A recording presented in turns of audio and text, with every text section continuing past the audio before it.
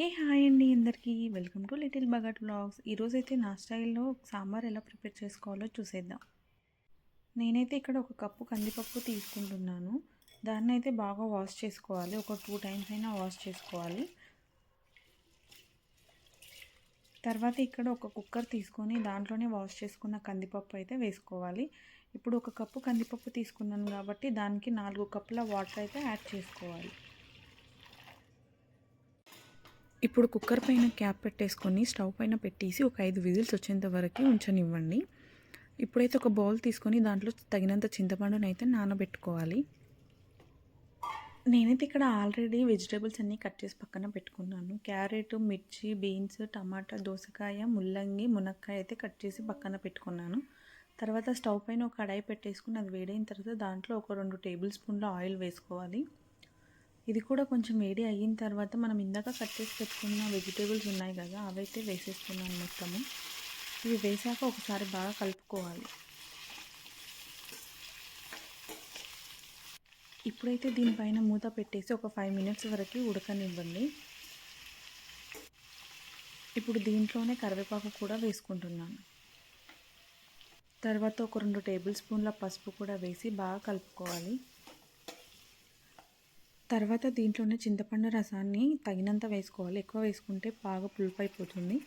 చింతపండు రసాన్ని వేసుకున్న తర్వాత బాగా కలుపుకోవాలి. ఒకవేళ సరిపోలేదు అనుకుంటే లాస్ట్లో టేస్ట్ చూసి మళ్ళీ ఒకసారి యాడ్ చేసుకోవచ్చు. బట్ ఎక్కువైంది అనుకో టేస్ట్ అంతా బాగోదు, పుల్లగా అయిపోతుంది.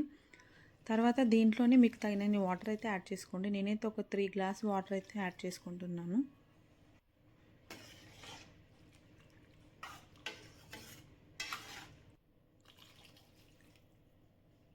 తర్వాత దీంట్లోనే తగినంత ఉప్పు అయితే వేసుకోండి. ఉప్పు కూడా కొంచెమే వేసుకోండి, లాస్ట్లో ఎక్కువ వేసుకోవచ్చు ఒకవేళ సరిపోలేదు అనుకుంటే.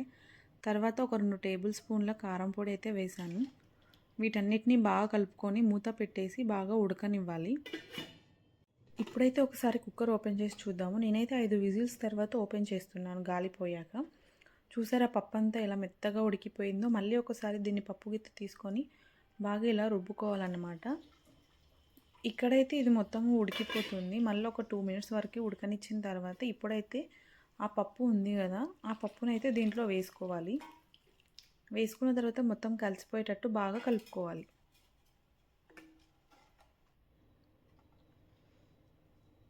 ఇప్పుడైతే కొంచెం కొత్తిమీర యాడ్ చేసుకోవాలి. దాని తర్వాత నేనైతే ఫస్ట్లో టమాటాలు ఏం వేయలేదు, లాస్ట్లో వేస్తాను ఎప్పుడైనా సరే. ఫస్ట్లో వేస్తే మొత్తం అవి మెత్తగా అయిపోతాయి అన్నమాట. సో లాస్ట్లో వేస్తాను టమాటా ఎప్పుడైనా సరే. ఆల్మోస్ట్ వెజిటేబుల్స్ అన్నీ ఉడికిపోయాయి. టమాటా అయితే తొందరగానే ఉడికిపోతుంది కాబట్టి ఎక్కువ టైం ఏం పట్టదు. మళ్ళీ ఒక 5 మినిట్స్ వరకు అయితే అలాగే ఉంచేసేయండి. ఇప్పుడైతే సాంబార్ అయితే రెడీ అయిపోయింది. ఇప్పుడు పోపు వేసుకుందాం. స్టవ్ పైన పోపు గిన్నె పెట్టేసుకొని అది కొంచెం వేడి అయిన తర్వాత దాంట్లో ఒక టేబుల్ స్పూన్ ఆయిల్ అయితే వేసుకోవాలి. దీంట్లోనే ఆవాలు, జీలకర్ర, పోపు గింజలన్నీ వేసేసుకోవాలి. దీంట్లో మెయిన్ టేస్ట్ రావాలంటే వెల్లుల్లి అయితే కంపల్సరీ వేసుకోవాలి. దానివల్ల అయితే సాంబార్ మస్తు టేస్ట్ ఉంటుంది. దాని తర్వాత అయితే ఎండుమిర్చి కూడా యాడ్ చేసుకోవాలి.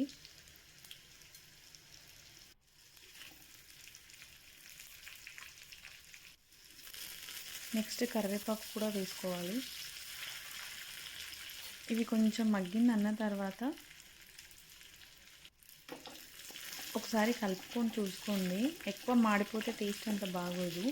దాని తర్వాత లాస్ట్లో అయితే ఇంగువ ఉంటుంది కదా, ఇంగువను కూడా యాడ్ చేసుకుంటే టేస్ట్ మాత్రం చాలా బాగుంటుంది.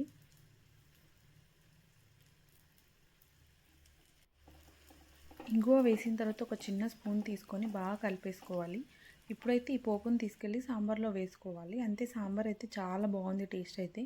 మీరు కూడా ఒకసారి తప్పకుండా ట్రై చేయండి. ఈ వీడియో నచ్చితే please like, share and subscribe to my channel. Bye అందరికీ.